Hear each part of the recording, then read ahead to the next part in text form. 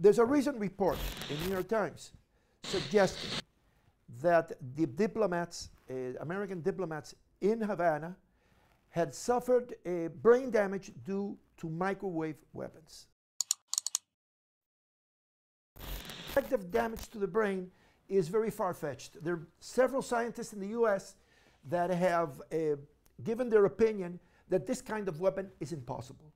In the case of microwaves, how could you damage the brain without causing burns in the skin or in the muscle?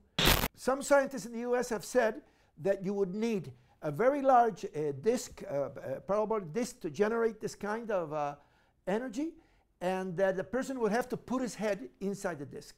So how can we imagine people in a hotel room or in their homes being targeted by a microwave weapon? There's no evidence for this, and there are a lot of scientists that think that this kind of weapon is impossible. It violates the laws of physics. So one of the things we're very worried about is that the scientific reports do not demonstrate widespread damage to circuits in the brain, which is something that I think is the central hypothesis of the group from the University of Pennsylvania.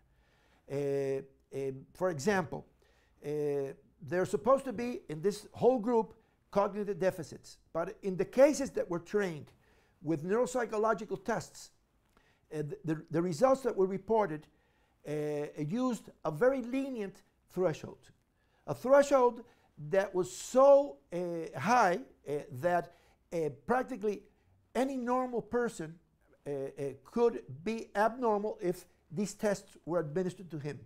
This has been criticized in papers in Europe. There are letters by American doctors to the Journal of the American Medical Association criticizing this threshold. So the other thing we're worried about is that psychogenic factors have been dismissed, and in the publications by the University of Pennsylvania, the authors say that they're not possible. For example, one argument is that some of these people didn't know each other. This is a very small community.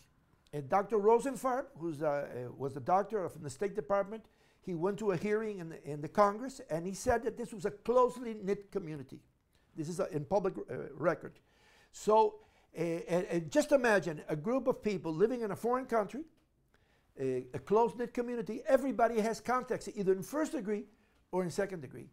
And if your government is telling you that you're under attack and in fact starts massive evacuations, then immediately, emergency evacuations, then immediately these people must be stressed, must be anxious, and must feel threatened.